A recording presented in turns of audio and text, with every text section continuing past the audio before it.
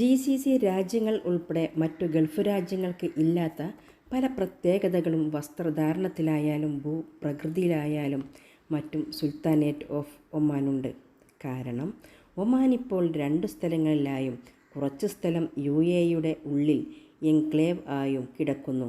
ഇതേ ഒമാൻ്റെ ഭരണമുള്ള ഒമാൻ്റെ മറ്റൊരു സ്ഥലമായിരുന്നു സൻസിബാർ.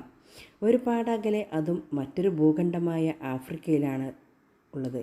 പിന്നീട് ആ രാജ്യം അയൽരാജ്യമായ ടാങ്കാനിക്ക എന്ന രാജ്യവുമായി യോജിച്ചു ടാൻസാനിയായി.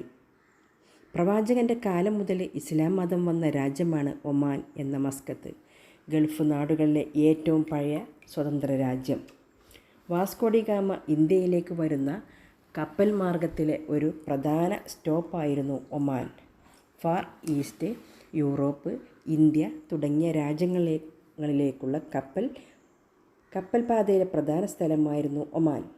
അതിൻ്റെ കുറച്ച് സൗകര്യം ഫുജൈറയ്ക്ക് കിട്ടിയിട്ടുണ്ടെന്ന് ഞാൻ മറക്കുന്നില്ല.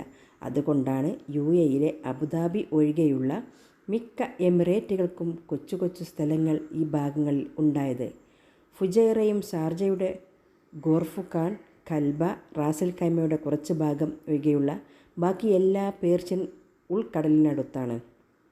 എന്നാൽ ഒമാനും ഫുജൈറയും അറബിക്കടലിനടുത്താണ്. 1514 പോർച്ചുഗീസുകാർ ഒമാൻ്റെ ഹോർമോസ് പിടിച്ചെടുത്തത്. അതാണെങ്കിൽ വളരെയധികം തന്ത്രപ്രധാനമുള്ള സ്ഥലം. പേർഷ്യൻ ഉൾക്കടലും അറബിക്കടലും സംഗമിക്കുന്ന സ്ഥലം. നമ്മുടെ കന്യാകുമാരി പോലെ. 1650 പോർച്ചുഗീസുകാരിൽ നിന്നും ഇമാം ബിൻ സെയ്ഫ് ഹോർമോസ് പിടിച്ചെടുത്തു. അന്ന് അധികാര പദവിക്ക് സുൽത്താൻ എന്ന് പേര് വിളിക്കാറില്ല. സുൽത്താന് പേരാണ്. സെയ്ഫ് ഹോർമോസ് പിടിച്ചെടുത്തു. ഈ ഇമാൻ്റെ മകൻ ഇമാം സെയ്ഫ് ബിൻ സുൽത്താൻ 1698 സൻസിബാർ പിടിച്ചെടുത്തു.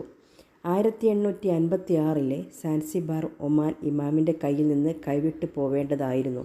കാരണം ഒമാൻ ഇമാം സെയ്ഫ് ബിൻ സുൽത്താൻ്റെ മരണം. എന്നാൽ ആ ഇമാമിൻ്റെ മകൻ ബ്രിട്ടീഷ് സഹായത്തോടെ സാൻസിബാർ കയ്യിൽ നിന്ന് പോകാതെ നിലനിർത്തി. 1741 മുതലാണ് സുൽത്താൻ വാഴ്ച തുടങ്ങിയത്. അന്ന് തുടങ്ങിവെച്ചത് ഇമാം സെയ്ദ് ബിൻ ബുസൈദിയായിരുന്നു. 1775 മുതൽ ഇമാം സെയ്ദിൻ്റെ മകൻ ഇമാം എന്നതിന് പകരം സുൽത്താൻ എന്ന സ്ഥാനപ്പേര് ഉപയോഗിച്ചു തുടങ്ങി.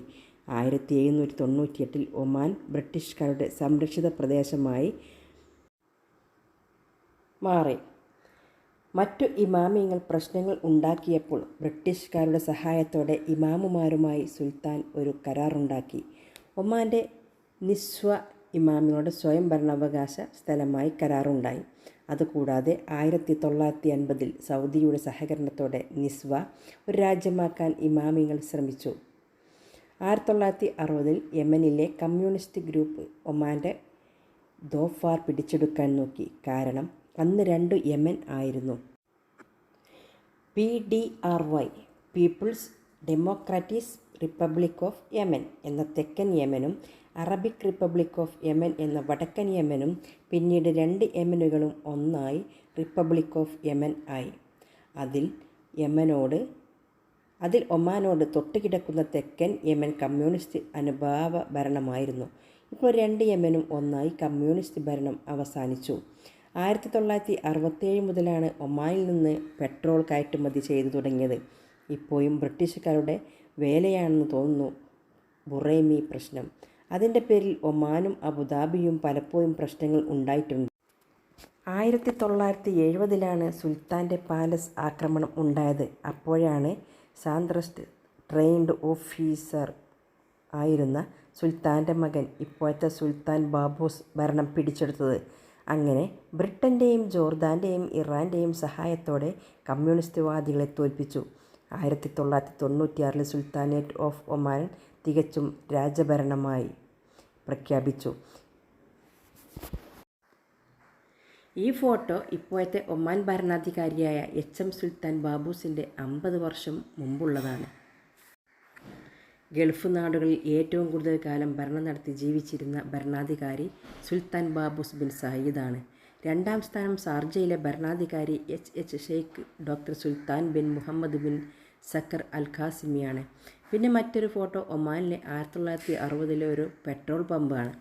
മറ്റൊന്ന് ട്രൂഷൽ ഒമാൻ സ്കൗട്ട് TOS പരേഡാണ്. TOS ബ്രിട്ടീഷ് അർദ്ധസൈന്യ യൂണിറ്റാണ്.